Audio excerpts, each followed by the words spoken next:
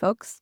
Welcome back to another episode of Abundantly Aware and the first episode back of our relaunch. Welcome. I'm so happy to have you here. So I've been thinking about how to reintroduce myself to the space for the better part of the first quarter of 2025. And honestly, let's be honest, in 2024 as well.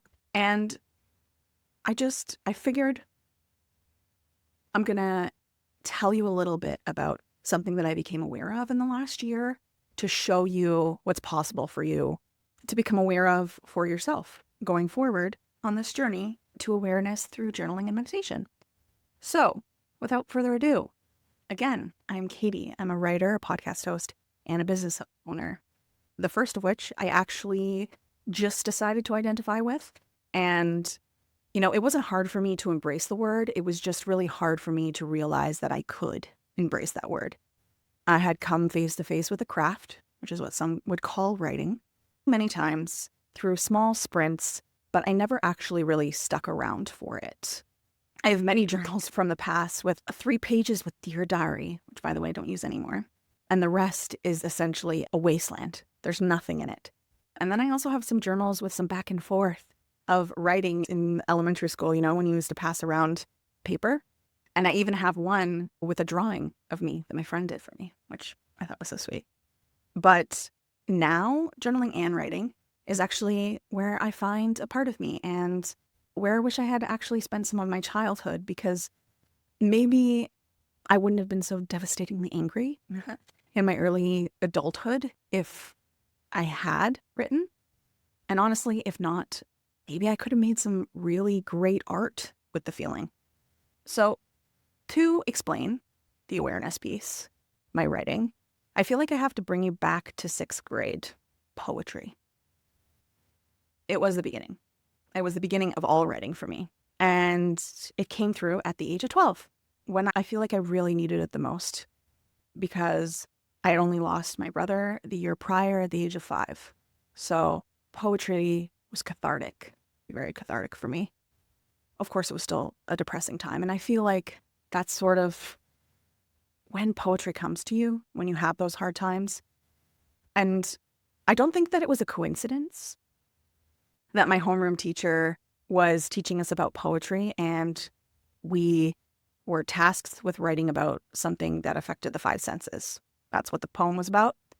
And because I had so little in my life to help me process the grief of my brother, it was really the pages that helped me before I actually even realized that I wanted to write about him. And this poem that I wrote brought my teachers to tears. But not only did it bring her to tears, obviously, because it was about grief, and I think that's a part of why it brought her to tears, but she also tacked it up to the wall to further validate not only my feelings, but also the fact that I had the ability to write poetry. Because I feel like lots of people can write about these horrible things that happen in their life, and it still doesn't translate. I don't think it does all the time.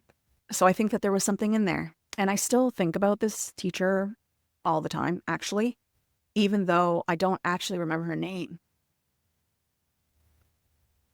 which saddens me and makes me think, how could I not remember her name, especially when she had such an impact on me? But I think it was the impact, the action that I was supposed to remember about her presence in my life.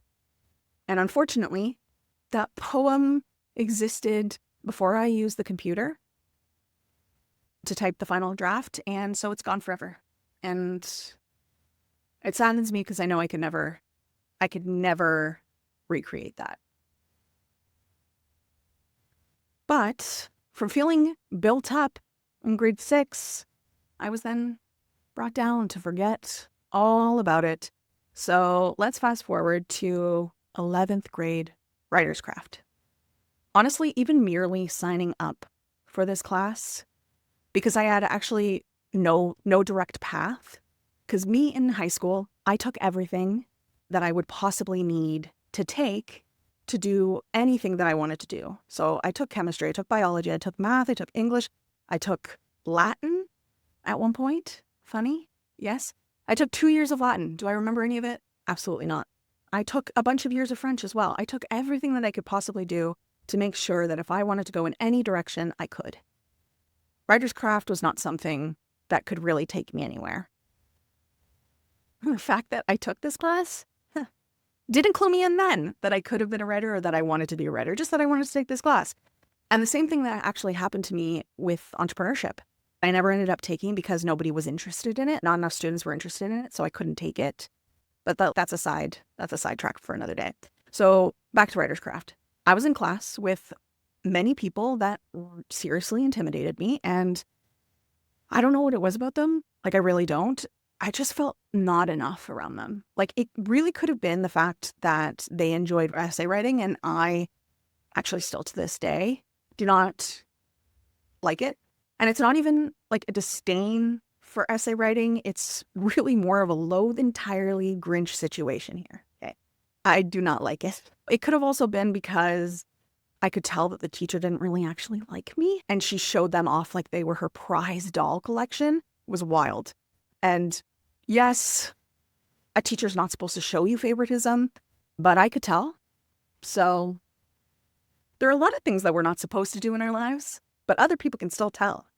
Even though I feel like I tried my hardest, my teacher never wanted to take me out of 79% jail. Like, she never marked anything above 79% for me. And like, she just seemed to deem me not worthy of an A for some reason since day one. Like, we had never had any connection whatsoever, really. I don't think I was in any of her other classes. And it was that class that really told me that I wasn't a writer, because how could you be a writer if you're not getting A's in writer's craft?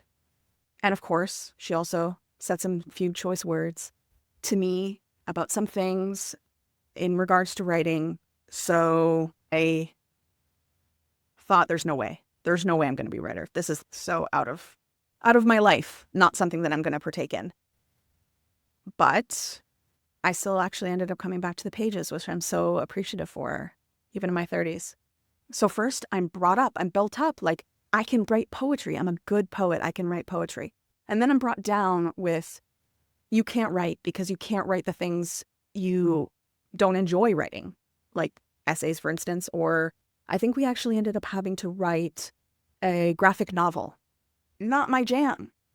And now realizing and looking back, you have ADHD, Katie, so the things that you don't enjoy, you're probably not going to do well in, which is probably why I was really bad at essay writing, because I didn't like it, like, at all. So in my late 20s, I found my first consistent journaling routine. I'm sad that I had to wait until my late 20s, but I'm also happy at the same time. Like, in May of this year, it will be 4 years. 4 years since I bought my first 5-star journal, and I'm so happy about it. I'm so happy to celebrate, actually. It was through the consistency of journaling that led me to discover even more about myself. So much more. And it's helped me build my business, not only, but also come to the realization that I actually am a capital W writer. Not to mention that I've decided to write a novel. It's crazy. Honestly, it's a crazy thought. And the novel that I've decided to write, it has a character in it that resembles my soul cat, Oliver, who passed away last July. And it's a new set of grief that I'm now feeling. And I feel like it's also a full circle moment for me.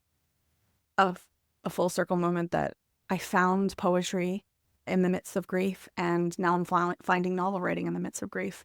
So I think that's pretty cool. And as I'm saying this, so many things are circling around in my head, like, about how I could possibly be perceived, or who online is going to tell me that I'm not a writer. But I've also realized that it doesn't actually matter. I've journaled enough on judgment to begin with, to be completely crystal clear on that I am a writer, whether or not someone else feels that way, whether or not someone else reads my writing and judges it and says, you're no good.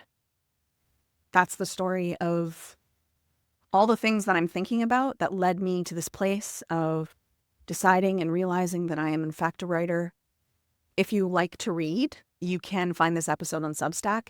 And if you liked this episode, stick around. I would love to have you here. Follow us on Spotify. You can also follow us on YouTube.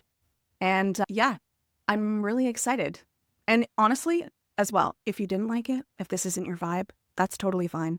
If you know anybody that this would really resonate with, but it doesn't resonate with you, send it their way. Let's write together. Follow me on socials and you'll find me journaling there all of the time.